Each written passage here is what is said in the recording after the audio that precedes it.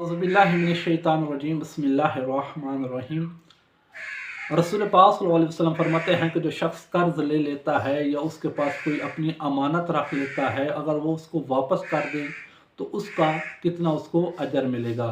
नबियों का सुल्तान नबी हज़रत मोहम्मद मुस्तफ़ा सल्लल्लाहु अलैहि वसल्लम फरमाते हैं कि जो शख्स अगर किसी से उसने कर्जा लिया है या उसके पास किसी ने उसकी अमानत रखी है, अगर वो उसको वापस लौटा देता है तो अल्लाह उसको 70 हज का सवाब देगा, जो मकबूल हज होंगी।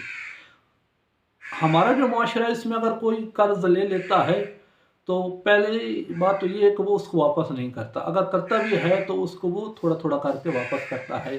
हालांकि अगर थोड़ा थोड़ा करके भी वापस करता है तो फिर भी उसकी फजीलत है, क्योंकि नबियों का सुल्तान नबी फरमाता है कि अगर उसने एक दरहम भी वापस कर दिया है तो अल्लाह उससे 70 मकबूल हजों का सवाब देगा।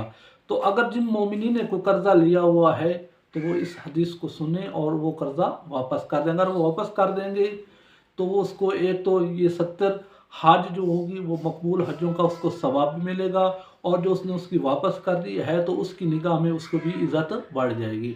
अगर आपने कोई कर्जा लिया हुआ है तो वो अपना कर्जा उसको वापस कर दें। अगर आप कर्जा वापस कर देंगे तो उसकी नज़र में आपकी बहुत ज़्यादा अहमियत होगी।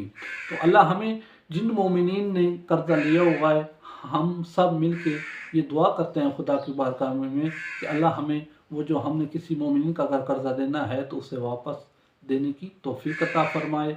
वस्सलामु अलैकुम व रहमतुल्लाहि व बरकातहू।